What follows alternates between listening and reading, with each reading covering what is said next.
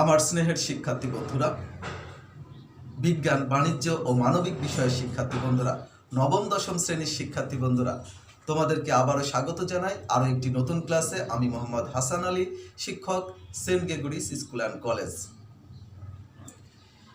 শিক্ষার্থী বন্ধুরা, তোমরা নিশ্চয়ই গত ক্লাসগুলো সুন্দরভাবে করেছো। আমি আশা করি তোমরা নিয়মিতভাবে আমার ক্লাসগুলো দেখছো, এবং আমি তোমাদেরকে বলেছিলাম যদি ক্লাস দেখে যদি তোমাদের কোনো প্রশ্ন হয় তোমরা সেই প্রশ্নগুলো কমেন্ট বক্সে করবে। আমি অবশ্যই তোমাদের সেই প্রশ্নগুলো নিয়ে পুনরায় আলোচনা করব। শিক্ষার্থী বন্ধুরা, আমরা আজকে যে সাবজেক্ট নিয়ে কথা বলবো সেটি হচ্ছে কি এগ্রিকালচার, অর্থাৎ আমরা আজকে কৃষি শিক্ষা নিয়ে কথা বলবো। শিক্ষার্থী বন্ধুরা, তোমাদের নিশ্চয়ই মনে আছে আমরা ইতিপূর্বে কৃষি শিক্ষার বিভিন্ন টপিকস নিয়ে কথা বলেছি, এবং তোমাদেরকে আরও একটি বিষয় বলেছি যে কৃষি শিক্ষা হচ্ছে এমন একটা সাবজেক্ট যেই সাবজেক্টটা একজন শিক্ষার্থীকে আত্মনির্ভরশীল করে। একজন শিক্ষার্থী পড়াশোনা শেষে সে আত্মনির্ভরশীল হওয়ার জন্য অনেক ক্ষেত্রেই সে কৃষির বিভিন্ন বিষয়ের সাথে সে জড়িত হয়। সেই জন্য কৃষি শিক্ষা হচ্ছে একটা গুরুত্বপূর্ণ সাবজেক্ট। আমরা জানি আমাদের দেশে প্রত্যক্ষ এবং পরোক্ষভাবে প্রায় 80% মানুষ কৃষির সাথে জড়িত। তোমরাও জানো যে এই 80% মানুষ কৃষির সাথে যে দেশে জড়িত এবং বিশাল জনগোষ্ঠী রয়েছে, সেই দেশের আর্থসামাজিক উন্নয়ন, অর্থনৈতিক উন্নয়ন সব কিছুই নির্ভর করে কিন্তু কৃষির উপর। তাই আমাদেরকে কৃষির বিভিন্ন টপিকস ভালোভাবে রপ্ত করতে হবে, যাতে পরবর্তীতে আমরা এই জ্ঞানকে কাজে লাগিয়ে আমরা স্বনির্ভর হতে পারি, আত্মনির্ভরশীল হতে পারি। শিক্ষার্থী বন্ধুরা, আমরা আজকে দেখো এমন একটা টপিকস নিয়ে কথা বলবো, সেটা খেয়াল করে দেখো। মৃত্তিকা ভিত্তিক পরিবেশ অঞ্চলের বৈশিষ্ট্য অনুযায়ী ফসল নির্বাচন। তোমাদের নিশ্চয়ই মনে আছে আমরা গত ক্লাসে কি আলোচনা করেছিলাম। আমরা গত ক্লাসে আলোচনা করেছিলাম যে আমাদের দেশে যে 30টা কৃষি পরিবেশ অঞ্চল, আমাদের দেশের যে 30টা কৃষি পরিবেশ অঞ্চলে ভাগ করা হয়েছে মৃত্তিকা ভিত্তিক, এই 30টা কৃষি পরিবেশ অঞ্চলকে আমরা আবার প্রধানত 5টা অঞ্চলে ভাগ করেছি। অর্থাৎ সম্পূর্ণ 30টা কৃষি পরিবেশ অঞ্চলকে 5টা অংশে ভাগ করেছি। এর মধ্যে আমরা গত ক্লাসে শিখেছিলাম দোআঁশ ও পলি মাটি অঞ্চল, তারপরে কাদামাটি অঞ্চল, বরেন্দ্র ও মধুপুর অঞ্চল। এই 3টা অংশ নিয়ে আমরা গত ক্লাসে আলোচনা করেছিলাম। শিক্ষার্থী বন্ধুরা, আমাদের আরও 2টা অংশ রয়েছে। আজকের ক্লাসে আমরা এই 2টা অংশ নিয়ে কথা বলবো। এই 2টা অংশর মাটির গঠন বৈশিষ্ট্য কেমন, এই 2টা অংশের মাটিতে কোন কোন ফসলগুলো জন্মায়, সেই সকল বিষয়গুলো নিয়ে আমরা আজকে আলোচনা করব। তাহলে চলো যাই, আমরা দেখি প্রথমে আমাদের কোন অঞ্চল রয়েছে। নাম্বার 4 দেখো, নাম্বার 4-এ রয়েছে হচ্ছে পাহাড়ি ও পাদভূমি অঞ্চল। পাহাড়ি অঞ্চল ও পাদভূমি অঞ্চল, অর্থাৎ পাহাড়ে আমরা জানি যে আমাদের দেশের যে বিভিন্ন অঞ্চলের পাহাড়গুলো রয়েছে, সেই পাহাড়ের গা ঘেঁষে বিভিন্ন প্রকার ফসল ফলানো হয়, এবং পাহাড়ের নিচে যে পাহাড়ি অঞ্চলের যে নিচে অর্থাৎ পাহাড়ের পাদভূমি অঞ্চলগুলোতেও আমরা বিভিন্ন প্রকার ফসল ফলিয়ে থাকি। সেই সব জায়গাগুলোতে কোন কোন বৃষ্টি নির্ভর ফসলগুলো ফলানো হয় এবং কোন কোন সেচ নির্ভর ফসলগুলো ফলানো হয়, অর্থাৎ কোন কোন ফসলগুলো ফলানোর জন্য বৃষ্টির উপর নির্ভরশীল আর কোন কোন ফসলগুলো ফলানোর জন্য সেচের উপর নির্ভরশীল, আমরা সেইগুলো দেখব। দেখো, পাহাড়ি ও পাদভূমি অঞ্চল, এই অঞ্চলের 90% বেশি ভূমি উঁচু। যেহেতু পাহাড়ি অঞ্চল, তার মানে তুমি নিশ্চয়ই বুঝতে পারতেছ যে এই অঞ্চলের 90% অংশের ভূমি হচ্ছে কি উঁচু অঞ্চল। তো দেখো যে খাগড়াছড়ি, বান্দরবন, রাঙ্গামাটি, কক্সবাজার ও আখাউড়া এই অঞ্চলের অন্তর্ভুক্ত। কোন কোন অঞ্চল? খাগড়াছড়ি, বান্দরবন, রাঙ্গামাটি, কক্সবাজার, আখাউড়া এই অঞ্চলের অন্তর্ভুক্ত পাহাড়ি অঞ্চল। এই মাটি দোআঁশ মাটি, অর্থাৎ পাহাড়ি অঞ্চলের যে মাটি সে মাটি হচ্ছে কি দোআঁশ মাটি। আমরা জানি দোআঁশ মাটিতে প্রায় সব প্রকার ফসল জন্মায়। তবে এখানে দেখো যে পাহাড়ি অঞ্চলে একটু অসুবিধা হতে পারে। কোথায়? সেটা হচ্ছে পাহাড়ি অঞ্চলের যে পাহাড়ের গা ঘেঁষে যে মাটিগুলো, সেই মাটিগুলোর ক্ষেত্রে অধিকাংশ সময় কিন্তু পানির পরিমাণ কম থাকে। তার মানে এক্ষেত্রে কোন কোন ফসলগুলো নির্বাচন করতে হয় সেটা আমরা দেখব।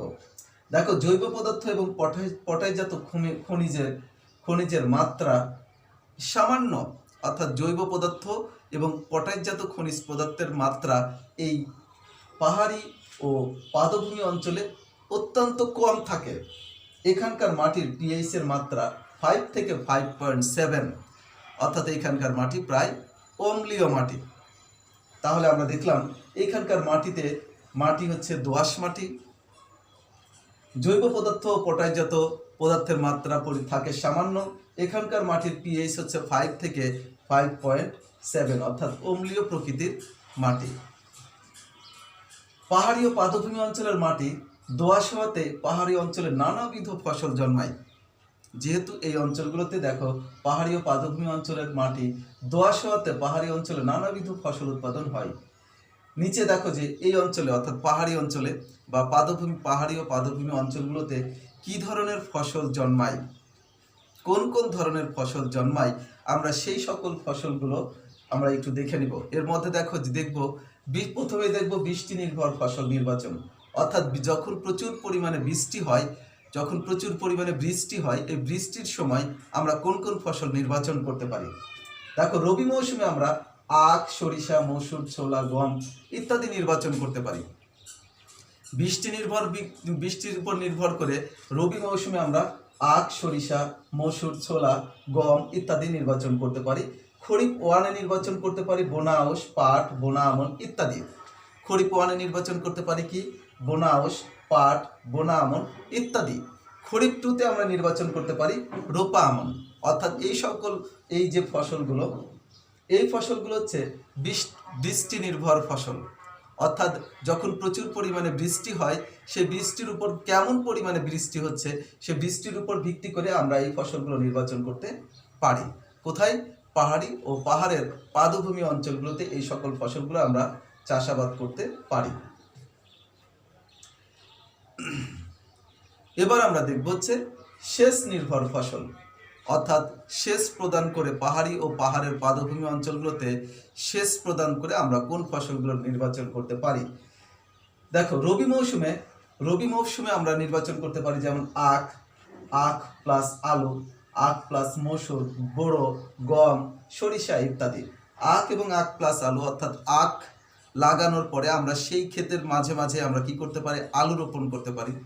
অর্থাৎ আলু রোপণ করার ফলে দেখা যাবে যে আখ গাছ কিছুটা বড় হতে হতেই আলু উৎপাদন হয়ে যায়। সেজন্য এটাকে বলা হয়ে থাকে মিশ্র চাষ। তো আখ প্লাস আলু, আখ আর আলু একসাথে চাষ করা যায়, অর্থাৎ তারপরে আখ এবং মসুর, আখ লাগানোর পরে তার মধ্যে আমরা মসুর হচ্ছে ছিটিয়ে বপন করে দিতে পারি। ছিটিয়ে বপন করে দিয়ে আমরা কি করতে পারি, চাষ করতে পারি। এটিও একটি মিশ্র চাষ, যেটা হচ্ছে সম্পূর্ণ সেচ নির্ভর, অর্থাৎ কি সেচ প্রয়োগ করার দরকার হয় এই ক্ষেত্রে। তারপরে বোরো, গম, সরিষা ইত্যাদি হচ্ছে রবি মৌসুমের সেচ নির্ভর ফসল পাহাড়ি ও পাদদেশ অঞ্চলগুলোতে। এরপরে দেখো, খরিফ অঞ্চলে আমরা কি কি চাষ করতে পারি। খরিফ অঞ্চলে যেমন দেখো ধইঞ্চা, বোনা আউশ, রোপা আউশ এইগুলো আমরা চাষ করতে পারি। ধইঞ্চা, বোনা আউশ, রোপা আউশ এগুলো আমরা চাষ করতে পারি। খরিফ টুতে দেখো রোপা আমন চাষ করতে পারি, এটি স্থানীয় উন্নত ও উপসি জাত। তাহলে দেখো আমরা দেখছি যে সেচ নির্ভর ফসলে রবি, খরিফ ওয়ান এবং খরিফ টুতে বিভিন্ন প্রকার ফসল জন্মানো সম্ভব হচ্ছে পাহাড়ি ও পাদভূমি অঞ্চলগুলোতে। এর কারণটা হচ্ছে যে এখানকার মাটি দোআঁশ এবং ভালো চাষাবাদের জন্য উপযুক্ত মাটি। এবার আমরা সর্বশেষ যে অংশ, অর্থাৎ বাংলাদেশের সম্পূর্ণ যে 30টা কৃষি পরিবেশ অঞ্চল, এই 30টা কৃষি পরিবেশ অঞ্চলকে আমরা যে 5টা ভাগে ভাগ করেছিলাম তার মধ্যে সর্বশেষ ভাগ হচ্ছে কি উপকূলীয় অঞ্চল। উপকূলীয় অঞ্চল বলতে কি বোঝায়, যেমন তোমরা জানো আমাদের বাংলাদেশের দক্ষিণে রয়েছে বঙ্গোপসাগরের গা ঘেঁষে আমাদের দেশের যে অঞ্চলগুলো রয়েছে, যেমন রয়েছে বরিশাল, কক্সবাজার, পটুয়াখালী, তারপরে কি যে খুলনা, সাতক্ষীরা, বাগেরহাট, এই যে বিভিন্ন অঞ্চলগুলো রয়েছে, যে অঞ্চলগুলোর সাথে আমাদের বঙ্গোপসাগর বঙ্গোপসাগর অর্থাৎ যে অঞ্চলগুলো বঙ্গোপসাগরের গা ঘেঁষে রয়েছে, এই সকল অঞ্চলগুলোই আসলে উপকূলীয় অঞ্চল। তো এই উপকূলীয় অঞ্চলগুলোতে কিন্তু লবণের পরিমাণ বেশি থাকে, অর্থাৎ এই সকল অঞ্চলগুলোর মাটি কর্দমাক্ত থাকে, পাশাপাশি এই সকল অঞ্চলগুলোর মাটিতে লবণের পরিমাণ বেশি থাকে। আর যেহেতু যেহেতু যেহেতু এই সকল অঞ্চলগুলোতে নির্দিষ্ট সময় পর পর জোয়ার ও ভাটা হয়, এই সকল অঞ্চলগুলোতে যেহেতু নির্দিষ্ট সময় পর পর জোয়ার ও ভাটা হয়, তাই এই সকল অঞ্চলগুলোর মাটি কর্দমাক্ত থাকে। তো এই সকল মাটিগুলোতে আমরা কি ধরনের ফসল ফলাতে পারি আমরা সেটা দেখব। দেখো, সেন্ট মার্টিন দ্বীপ, চট্টগ্রাম, ফেনী, নোয়াখালী, বরিশাল, ভোলা সহ বাংলাদেশের সমুদ্র উপকূলীয় এলাকা এই অঞ্চলের অন্তর্ভুক্ত। কোন কোন অঞ্চলগুলো? দেখো, সেন্ট মার্টিন দ্বীপ, চট্টগ্রাম, ফেনী, নোয়াখালী, বরিশাল, ভোলা সহ বাংলাদেশের সমুদ্র উপকূলীয় এলাকা এই অঞ্চলের অন্তর্ভুক্ত। এখানে মাঝারি উঁচু ভূমির আধিক্য বেশি, অর্থাৎ মাঝারি মাপের কিছুটা মাঝারি উঁচু ভূমির আধিক্য বেশি। এর মাটি দোআঁশ ও বেলে ও পলি দোআঁশ প্রকৃতির হয়ে থাকে। এর মাটি কেমন প্রকৃতির? দোআঁশ, বেলে ও পলি দোআঁশ প্রকৃতির হয়ে থাকে। জৈব পদার্থ ও পটাশজাত খনিজের মাত্রা অল্প পরিমাণে থাকে, অর্থাৎ এই সকল মাটিগুলোতেও জৈব পদার্থ ও পটাশজাত খনিজের মাত্রা অল্প থেকে থাকে। এই অঞ্চলের মাটির পিএইচ এর মাত্রা 7 থেকে 8.5, অর্থাৎ মোটামুটি কথা ক্ষারীয় প্রকৃতির। যেমন আমি তোমাদের বললাম যে এই অঞ্চলের মাটিতে প্রচুর পরিমাণে খনিজ উপাদান থাকে, ফলে দেখা যায় যে এই অঞ্চলের মাটি কিছুটা ক্ষারীয় প্রকৃতির। তার মানে আমরা দেখলাম যে এখানে আমরা দেখতেছি যে উপকূলীয় অঞ্চলগুলোতে মাঝারি উঁচু ভূমির আধিক্য বেশি, পাশাপাশি আমরা দেখছি যে মাটি দোআঁশ, বেলে দোআঁশ ও পলি দোআঁশ প্রকৃতির। দোআঁশ, বেলে দোআঁশ এবং পলি দোআঁশ প্রকৃতির। জৈব ও পটাশজাত খনিজের মাত্রা অল্প পরিমাণ থাকে, জৈব পদার্থ এবং খনিজ পদার্থের মাত্রা অল্প পরিমাণে থাকে। এই অঞ্চলের মাটির পিএইচ এর মাত্রা 7 থেকে 8.5।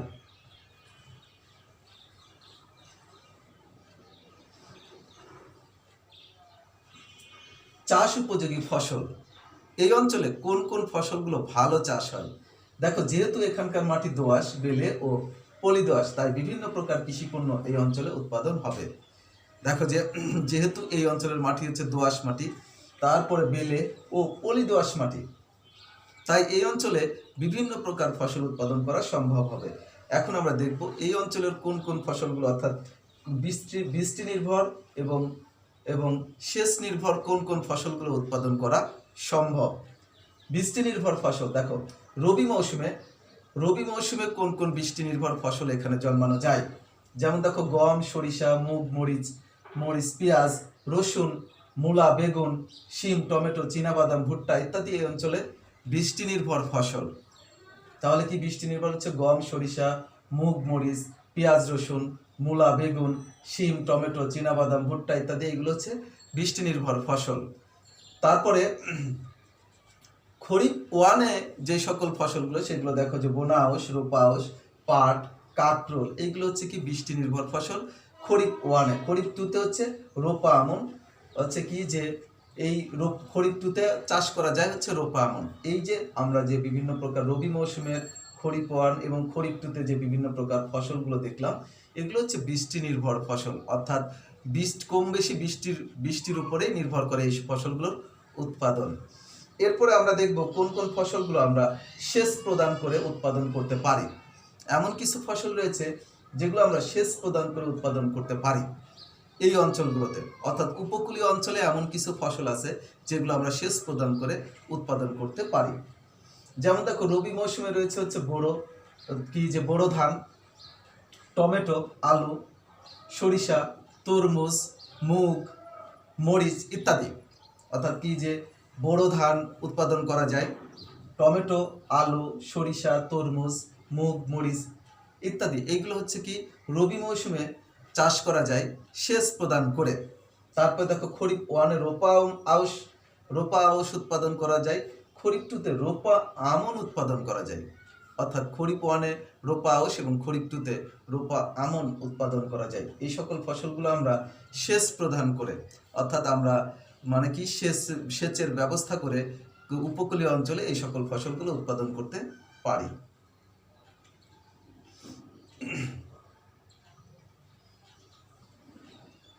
শিক্ষার্থী বন্ধুরা, তাহলে খেয়াল করো, আমরা বাংলাদেশের যে 30টা কৃষি পরিবেশ অঞ্চল রয়েছে সেই 30টা কৃষি পরিবেশ অঞ্চলকে আমরা মোট 5টা ভাগে ভাগ করেছিলাম। সেই 5টা ভাগের মধ্যে আমরা আজকে এই দ্বিতীয় ক্লাসে আমরা সম্পূর্ণ 5টা ভাগ সম্পর্কে জানতে পারলাম। আমরা প্রথম ক্লাসে শিখেছিলাম প্রথম 3টা অঞ্চল, দ্বিতীয় ক্লাসে আমরা দ্বিতীয় যে বাকি 2টা অঞ্চল ছিল সেই 2টা অঞ্চল সম্পর্কে জানতে পারলাম। এখানে দেখো যে আমরা জানতে পেরেছি হচ্ছে তোমার কি যে বিভিন্ন অঞ্চলগুলোর মাটির বৈশিষ্ট্য, বিভিন্ন অঞ্চলগুলোর মাটির প্রকৃতি, বিভিন্ন অঞ্চলের মাটির কি ধরনের মাটি, তারপরে বিভিন্ন অঞ্চলগুলোর মাটির পিএইচ কেমন, অর্থাৎ মাটিগুলো অম্লীয় না ক্ষারীয়, মাটিতে খনিজ উপাদানের পরিমাণ কেমন, সেই সকল বিষয়গুলো আমরা জেনেছি। পাশাপাশি জেনেছি এই সকল অঞ্চলগুলো বৃষ্টির সময়, যখন বৃষ্টি হয় প্রচুর পরিমাণে, তখন কোন কোন ফসলগুলো চাষ করা যায়, আর যখন বৃষ্টি থাকে না, কম পরিমাণ বৃষ্টি হয়, তখন কোন কোন ফসলগুলো চাষ করা যায়, সেই সকল বিষয়গুলো সম্পর্কে আমরা সম্পূর্ণ ধারণা পেয়েছি। আশা করি শিক্ষার্থী বন্ধুরা তোমাদের খুবই কাজে লাগবে। বাংলাদেশের যারা